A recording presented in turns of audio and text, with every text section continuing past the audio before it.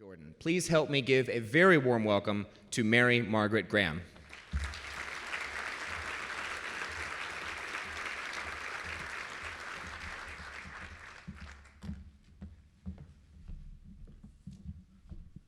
Thank you, Carlos.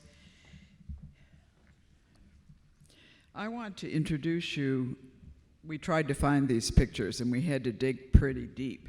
I want to introduce you to my niece, Jordan Elizabeth Harris, and you can see a photo of her on the screens and share a few memories of her. It doesn't seem possible it's been 9 years, but it has. Jordan loved life, and she had this uncanny ability to find fun in just about anything. Whether it was a rowdy game of charades or taking a leading role in family entertainments.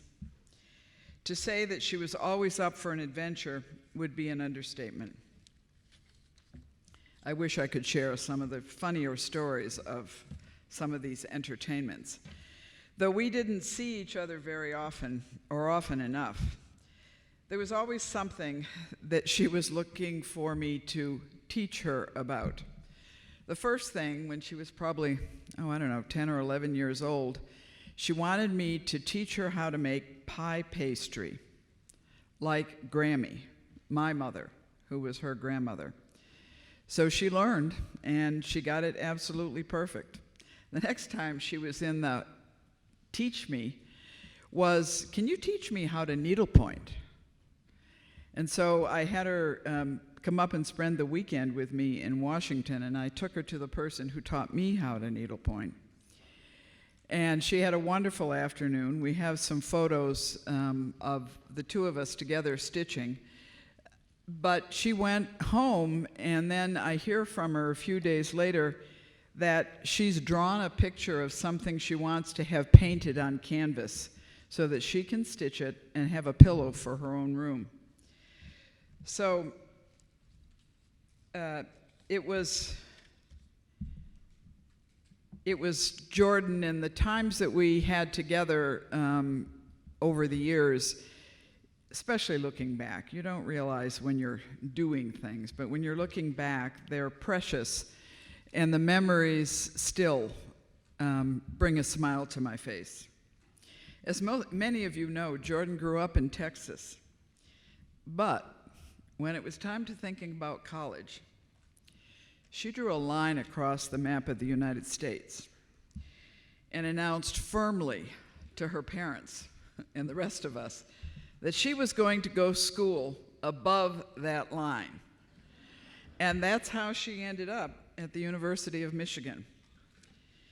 I think her first winter in Ann Arbor might have been a bit of a challenge, but we tried to help by sending her a pair of snowshoes because she certainly needed them in Ann Arbor.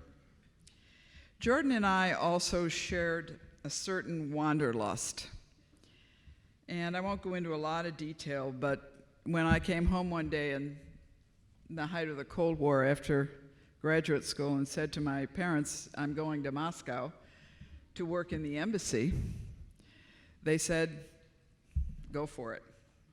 Jordan had that same wanderlust.